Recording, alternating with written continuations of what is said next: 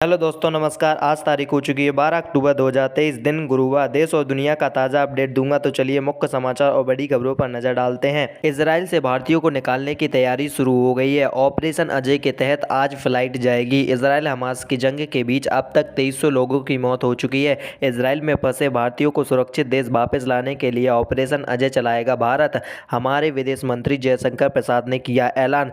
भारतीय आंकड़ों के अनुसार इजराइल में करीब 18,000 भारतीय नागरिक काम या पढ़ाई के सिलसिले में रह रहे हैं। इस बीच विदेश मंत्री जयशंकर प्रसाद ने यूएई के विदेश मंत्री से वार्तालाप की। हमास जंग के बीच किसी अरब देश से भारत ने पहली बार वार्तालाप किया है। लगातार 5 दिन हो गए हैं इस जंग को। इजराइल और हमास की जंग का 5वां दिन है। इजराइल ने गाजा में हमास के 200 ठिकानों पर हमले किए हैं। इसी बीच इजराइल ने हमास पर फास्फोरस बम से भी हमला किया है। इजराइल पर हमले का मास्टरमाइंड मोहम्मद देईफ रिफ्यूजी कैंप में जन्मा। इसने बमबारी में अपनी पत्नी और बच्चों को खोया और 2 साल की प्लानिंग के बाद फिर से अटैक किया। इजराइल सरकार ने अलर्ट जारी करते हुए कहा कि लेबनान की घुसपैठी बढ़ गई है। लोग बाग अपने घरों के दरवाजे बंद रखें। देखिए कुछ तस्वीरें, जलती हुई गाड़ियां, खंडर होती इमारतें और बिखरी हुई लाशें। हमास ने इजराइल को धमकी दी है, हमले बंद करो वरना बंधकों को मार देंगे। बताया जा रहा है कि 150 से भी ज़्यादा नागरिक हमास के कब्जे में हैं।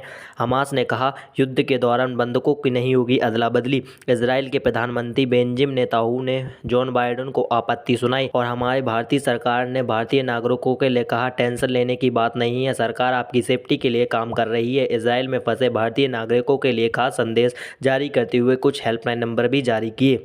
इजराइल ने गाजा की बिजली और ईंधन सब कुछ बंद कर दिया है। गाजा के एकमात्र बिजली स्टेशन का ईंधन भी खत्म हो गया है और चारों तरफ गाजा में अंधेरा छा गया है। गाजा के सबसे बुरे दिन चल रहे हैं। गाजा की बिजली, पानी, खाना सब कुछ बंद कर दिया है। इजराइल के रक्षा मंत्री बोले पूरी तरह से घेराबंदी करेंगे।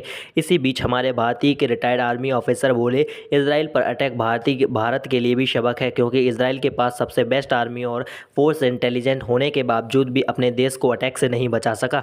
तो हमें भी भविष्य में अलर्ट रहने की ज़रूरत है कि कोई दुश्मन घुसपैठिया भारत पर इस तरीके का हमला ना कर सके। हमें पहले से ही सावधान और अलर्ट रहना चाहिए।